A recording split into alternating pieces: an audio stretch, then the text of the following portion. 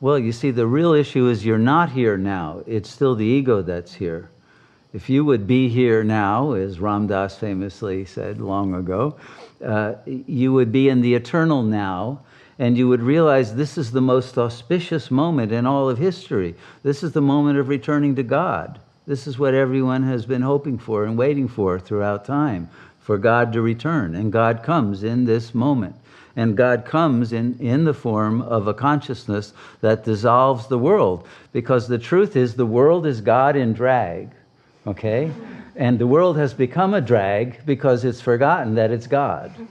And now the consciousness of the collective will return to God because the egos are dying, and therefore all that will remain is God consciousness. And the world will magically transform into this infinite blissful light and then reform as the most beautiful dream. And you're at the moment in which that beauty is about to emerge, and you are one of the co-creators of it. So this is the most blissful, blessful time of the entire cycle.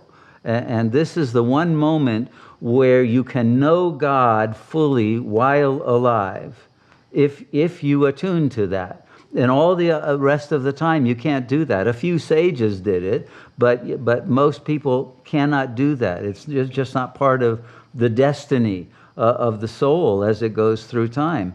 And so now is that moment, because the ego is in a state of exhaustion and nihilism, that by disidentifying from that, the infinite beauty of this moment of death of the limited ego into the birth of your immortal self is now possible, so that you can live in that immortal consciousness while still in the mortal body and be in total bliss. So I predict that very soon you will have the opposite view of the one you're expressing tonight.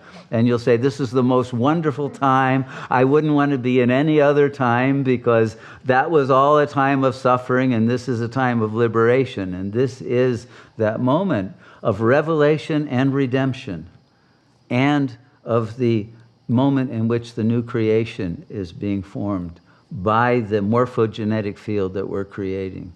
So this limited thought of your ego is not true, it's not accurate, and as soon as you disidentify from it, you will see that God's grace will fill you, and you will be in such contentment and such peace and such joy that you won't be able to even imagine it from the ego level, but it will be a new self that will be manifesting, that is your original self returning to you that had been lost. And that's why there is sadness, because you had lost touch with your own real self. And now you will return to that, and then nothing that happens in the dream will bother you at all, because you won't be dependent on others in the dream, as the ego is dependent on biological others and a culture that is dying, and all of those things that were the supports of the ego will be completely unimportant, irrelevant. And the only relevance is that resonance with God consciousness that is the source of our eternal life and of our intelligence and of our love.